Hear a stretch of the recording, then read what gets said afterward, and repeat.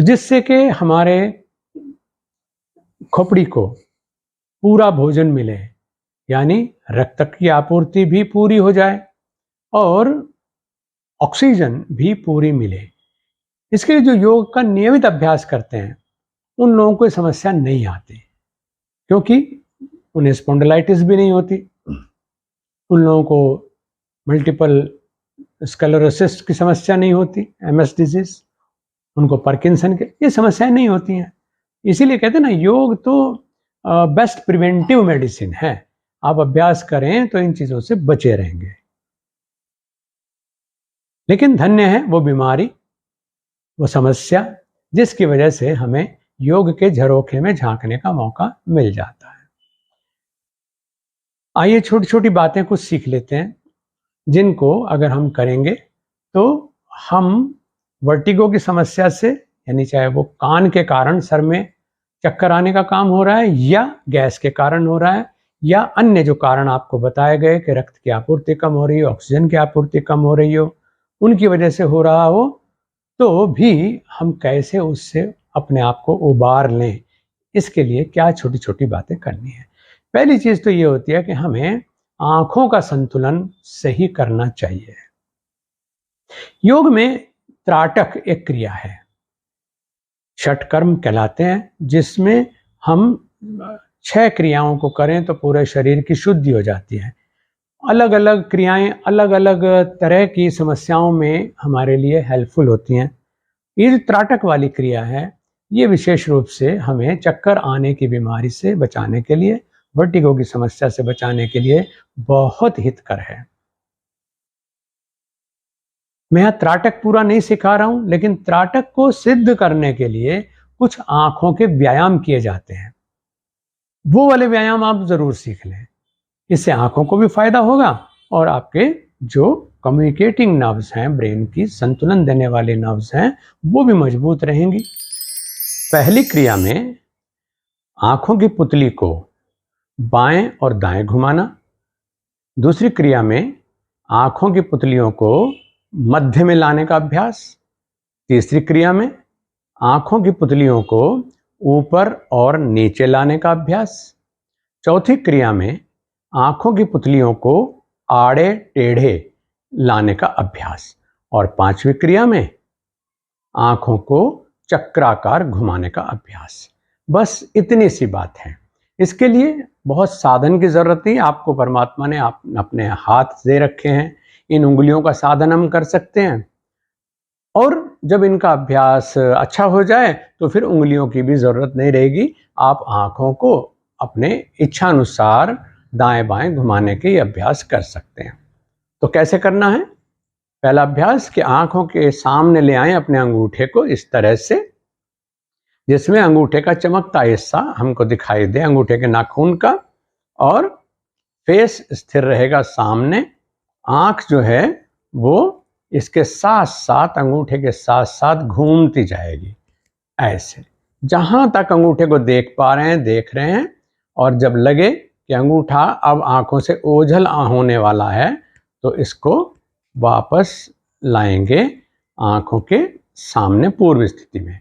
आंख बंद कर लेंगे, दूसरा अंगूठा सामने ले आएंगे, और अब फिर इसी तरह से बाईं तरफ हाथ जाएगा, इसके साथ साथ मेरी नज़र घूमती जाएगी, और जब लगे कि ओझल होने वाला है तो यहीं से हम अंगूठे को वापस लाएंगे और आंख बंद कर लेंगे। यानी हर मोमेंट के बाद आंख बंद करना, ये उसको राहत देना है।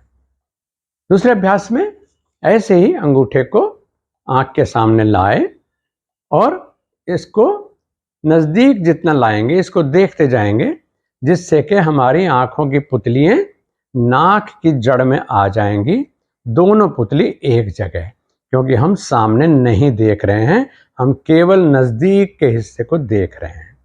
इसी तरह से जैसे जैसे अंगूठा वापस जाएगा तैसे तैसे आंखों की पुतलियों की जो डिस्टेंस है वो नॉर्मल हो जाएगी। इसी अभ्यास को इस प्रकार से करते जाना। इस प्रकार फिर आंख को बंद कर देंगे, आराम दे देंगे। अब हम अपनी आंखों को ऊपर आसमान की तरफ उठाएंगे, जितना हो सके अपने मस्तक को देखना, नभ को देखना, और ऐसे ही फिर उसको नीचे लाएंगे, पूरा जमीन तक देखने की कोशिश करना। अपलक दृष्टि से, पलक झपकने की जरूरत नहीं, नजरों को पूरा ऊंचा उठाना और सामने लाते हुए पूरा नीचे लाना। फिर इसी तरह से हम अपनी आंख को बंद कर देते हैं। फिर अपनी आंखों को हम नाक के अगले हिस्से पर खोलते हैं। यहाँ मेरी आंखें खुली हुई हैं, लेकिन क्योंकि झपकी हुई है तो पूरा नहीं दिखाई दे रहा होगा आंखों को। अपनी नाक को देखना है, फिर नाक से भी नीचे जमीन तक देखना। अब मुझे जमीन पूरी तरह दिखाई दे रही है अपने पैरों के पास की, और उसके बाद इस तरह से बाईं तरफ से अपनी नजरों को ऊंचा ऊंचा ऊंचा ऊंचा उठाते जाना, और ऊपर नभो दृष्टि यानी आकाश में पूरा देखना।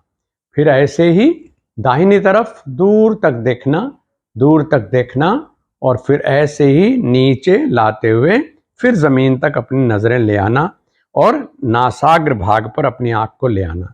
अब मैं आंख बंद कर रहा हूं।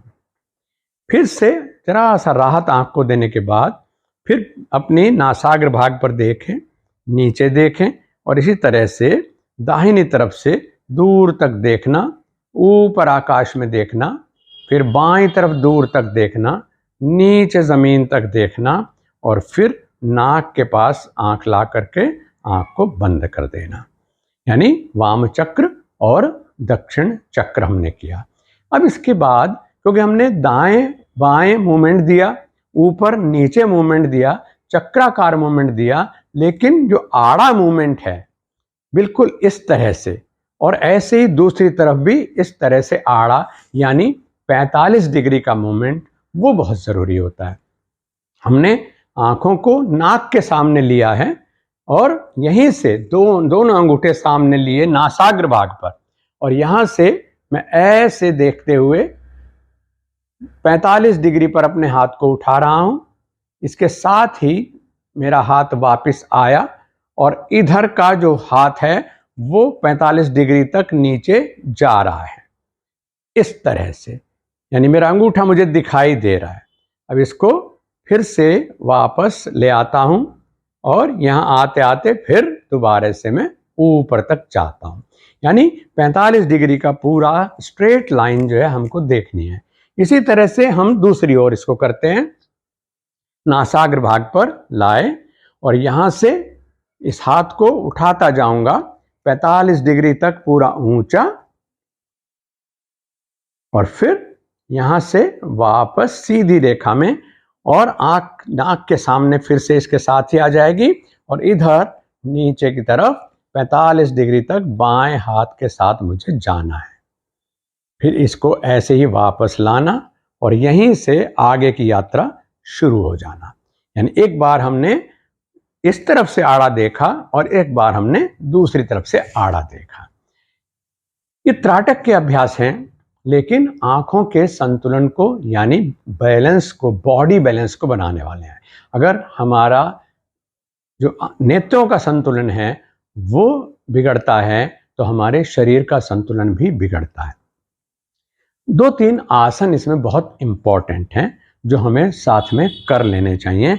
उनमें कोई ऐसा नहीं कि जो कोई बिगिनर ना कर सके, क्योंकि जिसको वर्टिगो की प्रॉब्लम है वो कोई ज़रूरी नहीं कि वो योगाभ्यासी हो, क्योंकि योगाभ्यासी को तो अक्सर ये प्रॉब्लम होती ही नहीं है। तो इसलिए स्वाभाविक है कि जिन लोगों को हुआ है वो योग के बारे में नहीं जानते या योगाभ्यास नहीं करते, तो उनके लिए हम गूढ़ क्रियाएं बताएं वो संभवतः न कर पाएंगे, और न ही उनसे हम ये उम्मीद कर सकते कि वो कार्यक्रम देख करके पूरा लाभ ले पाएंगे। इसलिए बहुत सुगम क्रियाएं इसमें शामिल की गई हैं। उनमें एक आसन है जिसको हम कहते हैं विभक्त हस्तपाद आसन। इसको आप देखें हमें करना क्या है। एक बार मैं साइड से इसको दिखाता हूं। पैर को थोड़ा खोल करके खड़े होते हैं जिससे कि आपका संतुलन बिगड़े नहीं। और दूसरा काम आपको करना है आराम से हाथों को ऊंचा उठाना, क्योंकि पैर जब खुले हैं तो बॉडी बैलेंस आपका बहुत अच्छा बना रहेगा। इसमें कोई अंगड़ाई लेने के लिए नहीं मैं कह रहा हूं, कोई स्ट्रेचिंग नहीं है, simple lifting your arms and then आगे की तरफ झुकते जाना और सिर को ढीला लटका देना, बाजू को भी ढीला लटका देना, कमर को भी ढीला छोड़ देना। जितना फेस को ढीला रखोगे, जितना स्कल को ढीला रखोगे, जितना गर्दन को ढीला रखोगे, उतना ही रक्त का सही प्रवाह आपके स्कल की तरफ होगा और उससे ऑक्सीजन की कमी आपके जो खोपड़ी का ब्लड है उसके अंदर नहीं रहेगी और फिर बिल्कुल ढीला छोड़ करके धीरे से उठ जाएंगे और आराम से बैलेंस बनाते हुए फिर वापस पूर्व स्थिति में आ जाएंगे। इसके बाद हम 2 क्रियाएं पेट के बल लेटने वाली करते हैं। सुगम सर्प आसन हमको लेना है। माथा जमीन से लगाया, पैर पीछे मिलाए, श्वास भरते हुए चेहरा ऊंचा उठाएं, सीना ऊंचा उठाएं,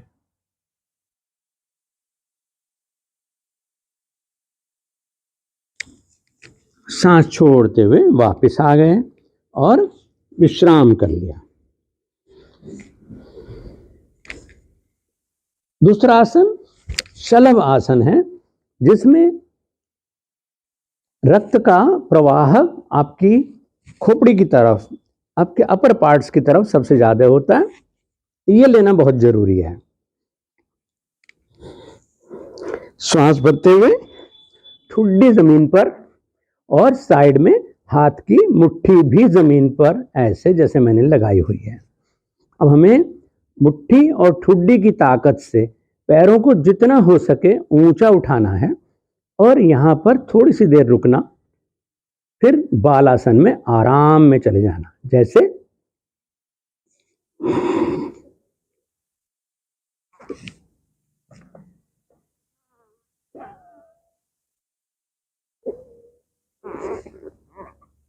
यहां सांस छोड़ देना और आराम।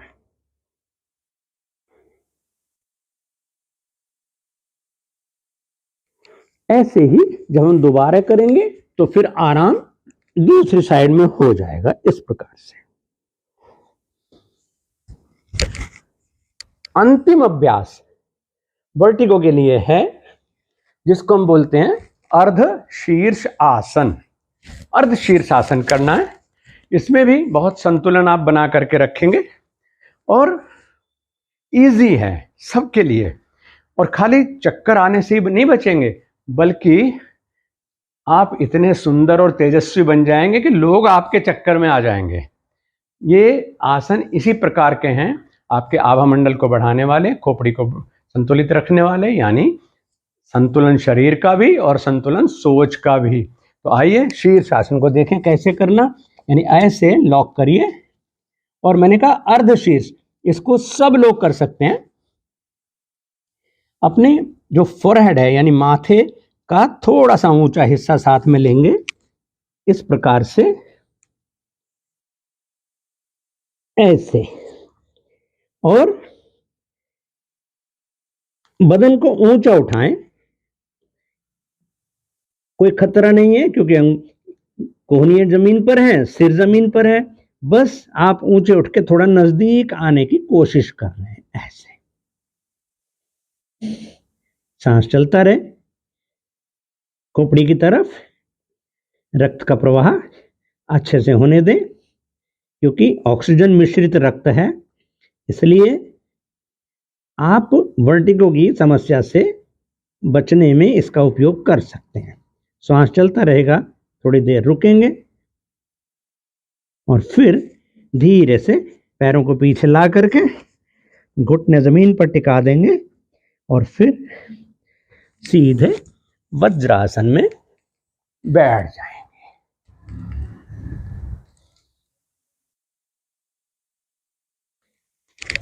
कुछ बातें आपको खास ध्यान रखनी चाहिए। क्या होता है कि हम जल्दबाजी में सब तरह का संतुलन खोते हैं, यानी ऐसी जल्दबाजी किसी काम की नहीं जिससे संतुलन खो जाए। हमारी संस्कृति में नियम रहा है कि सुबह उठ करके आपको एकदम हबड़ तबड़ नहीं करनी चाहिए।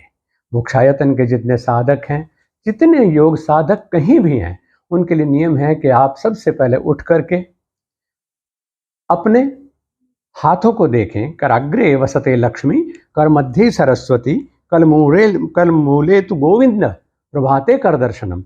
यानी सरस्वती का वास, लक्ष्मी का वास और स्वयं साक्षात जीवनी शक्ति जो हमारा विष्णु का वास है, वो हमारी करमूल में यानी कलाइयों में है। तो इसलिए पहले अपना हाथ देखो। जमीन पर अक्सर क्या होता है, हम उठते के साथ खड़े हो जाते हैं, जो कि चक्कर देने वाली चीज है, घुमेर देने वाली चीज है। तो इसलिए नियम है कि जब आप उठें तो पहले अपने आप को संभालें, उसके बाद जब आप खड़े होंगे तो पहले थोड़ी देर पैर लटका करके बैठिए, उसके बाद आराम से खड़े होकर के अपना नित्य कर्म करिए।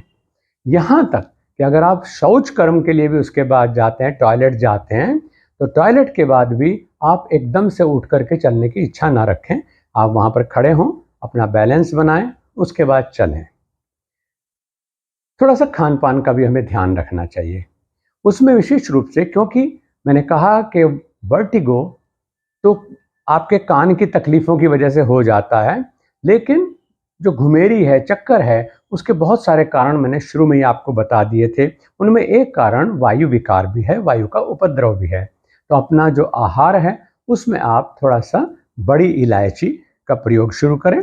चाहे तो बड़ी इलायची ऐसे ही लीजिए और उसको खूब अच्छे से चबाइए, और जब उसका छीलक है वो बचे, उसको आप फेंक सकते हैं, या उसको बीज निकाल लीजिए, उसको दरड़ लीजिए यानी उसको पीस लीजिए, उसको आप अपनी जीभ के नीचे रख लीजिए और उसका मज़े से सेवन करिए। इसके साथ ये भी कर सकते हैं कि थोड़ी अजवाइन और ये जो इलायची है इनको मिला लीजिए और मोटा पीस करके उसी में थोड़ा सा सेंधव यानी सेंधा नमक मिला करके और उसको आप मुंह में डाल करके पानी के साथ भी ले सकते हैं। छोटी हरड़ एक होती है, और हरड़ के बारे में कहा जाता है कि ये हरड़ जो है ये माँ से भी ज़्यादा बढ़ करके गुण देती है, क्योंकि माँ तो कभी कभी नाराज़ हो जाती है, हरड़ कभी नाराज़ नहीं होती। तो छोटी हरड़ आप भोजन करने के बाद में एक हरड़ मुंह में डाल लें, उसको चूसते रहें आराम से, अपना आधा पौना घंटे में वो ख़त्म हो जाएगी। तो उसके बाद आप कुछ और खाना पीना जो भी करना हो कर सकते हैं। तो इस तरह से आप वर्टिगो से बचिए, चक्कर आने से बचिए, घुमेरी आने से बचिए, और ऐसे हो जाइए कि आपके पास सुदर्शन चक्र आ जाए जो योगेश्वर कृष्ण के पास है। Hariom. One of the things you want to do is you want to test the strength or the endurance of your deep neck flexors. Your longus colli and your longus capitis muscles, these are responsible for flexion and maintaining proper posture in your neck. Oftentimes with injury or with prolonged postures of sitting, these muscles will weaken over time. Here's a test to find out if they are strong or weak. Bend your knees, and all you want to do is tuck your chin in and raise your head off the table or bed or floor. Again, you want to tuck your chin and raise up. To know if this is a potential cause of your cervicogenic dizziness, you should be able to hold that position with ease for a minimum of 25, but preferably 45 seconds. We're going to start with lateral flexion of the neck in both directions and rotation in both directions. Now, with these exercises, we're going to do 2 movements for each exercise. With the first one, we're going to start with lateral flexion, and we're going to do an isometric contraction where we're going to push our head into our hand for 5, 4, 3, 2, 1, and then we're going to go to the end range of motion, and then you're going to push for 5, 4, 3, 2, 1. Come back to neutral, and now we're going to do the opposite side. 5 seconds. And now we're going to go to the end range. Again, 5 seconds. And then we're going to come back to neutral. And then we're going to do some rotation. So the same thing, we're going to rotate. We'll start with the opposite side this time. We're going to rotate with some pressure. 4, 3, 2, 1. And then we're going to rotate to the side all the way. If you can only go to half or as far as you can go to your full range, as full as you can get. 5, 4, 3, 2, 1. Back to neutral. The opposite side for 5 seconds. And then we're going to come back all the way as full as we can go, and we're going to push at the end range. Simple. So we're going to do these very slow, controlled. We want to go through, as I say, we're going to go lateral flexion at the top, at the bottom, on both sides. So at the beginning and the end range of motion for lateral flexion, and the same thing for rotation. Now, if these start to bring on your dizziness, just back off a little bit, but continue through that right side. So basically, you're going to turn your head to the right about 45 degrees, and you're going to sit back very quickly, but controlled. And you're going to hold the position, and if you start to feel dizzy, this would be a positive sign for that side. We're going to assume the vertigo was worse when you did the Dick Hall Pikes looking to the right. If it was to the left, then you're going to do the exact opposite what I'm showing you here. So the first move is simply, you have your bag, you've positioned your head, you've positioned the pillow so your head's going to be slightly extended off, and we're going to start by turning to the worst side, and we're going to sit back, and we're going to hold until the dizziness dissipates or improves. This could take up to 30 to 45 seconds. Once your dizziness has dissipated or gone away, we're going to take our head and go 90 degrees to the opposite direction, like this. And again, you will wait until your dizziness or vertigo dissipates. This might take 30 seconds, it could take 45, and even up to a minute. Be patient. Once it's diminished, we're going to go up on our shoulder, and we're going to take our head and keep it as a unit to our upper body, just like this. Up on our shoulder, and 45 to the ground. And again, we're going to stay in this position for 30 to 45 seconds, or until our dizziness or vertigo improves or goes away. Once it has, take our legs like a pendulum. We're going to sit up as a unit, and we're going to come back to neutral, and we're going to sit here for at least a minute until we get our bearings. To treat the nerves first before we go after anything mechanical. So that's why we call it neuromechanical therapy. So here's the exercise right here. You basically want to take your fingers, you want to pull your basically as far as your inner ear you can get, and you want to pull that earlobe. It becomes like a little bunny antenna where you're trying to find the most tension, and that's where we're trying to head. And once you find that tension, you can do deep breathing. What sometimes happens is actually you get your eustachian tube freed up. So you can do a eustachian tube exercise too to kind of create some or decompress some of the pressure that could be happening from the sinuses. So it's inhale through your nose, swallow, and then exhale out of your mouth. So a lot of times when you get that tension, you can inhale, and you really can get these tubes, these drainage of your sinus. So you might get that as a coincidental benefit. And then another one's just using your jaw, kind of opening and closing. You might feel that stretch, that deep inner ear stretch. So the next exercise is to influence a reflex called the vestibular ocular reflex. It's usually in being charged up or overused, related to the cranial nerves inside our brain. So this is how you want to set it up. You basically want to take a pen or a stick. You want to move it and bring it to the point where it starts becoming 2. And for me, it's right about there. Usually you want about like a thumb's length. It should get to this close, but right at this point it gets it's already 2. So I'm getting to the point right about here, starts turning 2. So I can just bring it forward and back. Once you actually have that a little bit closer, you can work on going left and right like in a dome. So if I can go to the right pretty far with my peripheries. The left, I'm starting to strain right about here. It looks kind of like double over here at this point. So you can see how much further I can go here. Doesn't turn like double, but over here starts looking like 2. And so I can work in and out, in and out. There's these muscles are weak, and they really could get some influence and benefit by using the right muscles. And I can go a little bit further now, so I'd have to do this a little bit more. This left side generally has been notoriously worse for me. Left side of my eye, left side of my vestibular systems also having general issues.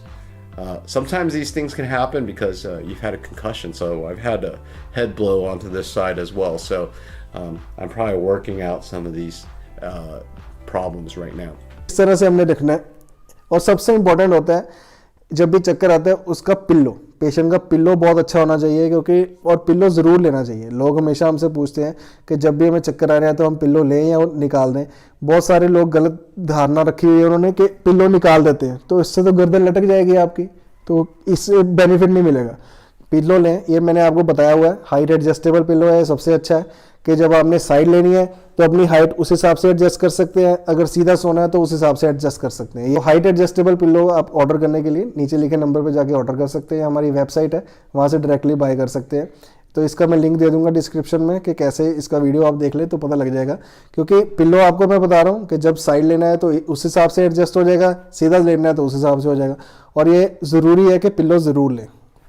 अब उसके बाद इस तरह से pillow लेके हमने क्या करना है, चिन को थ्रोट के साथ लगा लेना है ऐसे, बिल्कुल नीचे की तरफ ऐसे, और उसके बाद अपने सिर से पिल्लो को प्रेस कर देना है नीचे की ओर। 1 2 3 4 5। ये पोस्चरल एक्सरसाइज है। उसका रीज़न मैं बताता हूँ, साइड से देखना। अब मोस्टली जब हम काम करते हैं, कोई भी दिन में काम रहता है हमें अपना लैपटॉप पे, कंप्यूटर पे, तो हमारी रहती है पोकिंग चिन। इस तरह से हमारा पोस्चर ये आता है, चिन आगे आई होती है तो सारा स्ट्रेस यहाँ पड़ा होता है। अब इसको ऑपोजिट करना है तो हमें ये करना पड़ेगा। और ये करने का सबसे अच्छा तरीका क्या है कि सीधा लेट के सेफ पोजीशन में लेटे और उसके बाद चिन को थ्रोट के साथ लगा के और सिर से पिल्लो प्रेस करते हैं। इसको 5 to 10 सेकंड होल्ड करके फिर रिलैक्स कर देना। और इसमें अगर लेग्स फोल्ड कर लें तो अपर बैक पे स्ट्रेस कम पड़ेगा, तो इसलिए हम लेग्स फोल्ड करके करेंगे। चिन तक पिल्लो प्रेस इसको 10 टाइम्स करिए। ये बेसिक एक्सरसाइज आपकी फर्स्ट एक्सरसाइज है। अब सेकेंड एक्सरसाइज में हमने क्या करना है, स्केलिन आई और SCM मसल जो होते हैं, जो यहाँ से हमारी कैरोटिड आर्टरीज निकलती हैं, उसको भी रिलैक्स करना पड़ता है। क्योंकि उसमें अगर मसल टाइटनेस होगी ट्रेपेजियस की, स्केलिन आई की, तो बहुत मुश्किल आती है। तो उसको स्ट्रेच करने के लिए ऑपोजिट हैंड यहाँ रखिए और इस तरह से स्ट्रेच कीजिए और यहाँ पे स्ट्रेच आएगा। अगर ये स्ट्रेच हीट लेके करेंगे तो मसल सॉफ्ट होता है और ईजिली स्ट्रेच हो जाता है। ये हो गया फर्स्ट और ये हो गया सेकेंड। ये 2 एक्सरसाइज आपने करनी है अगर आपको सर्वाइकल स्पॉन्डिलोसिस की वजह से चक्कर आ रहा है, वो आपको पता लग ही गया उसके सिम्टम। और फिर भी अगर रिलीफ नहीं मिलता तो अपने डॉक्टर को ज़रूर मिलिए। चक्कर आने का जब भी कारण होता है तो डॉक्टर को ज़रूर दिखाना है।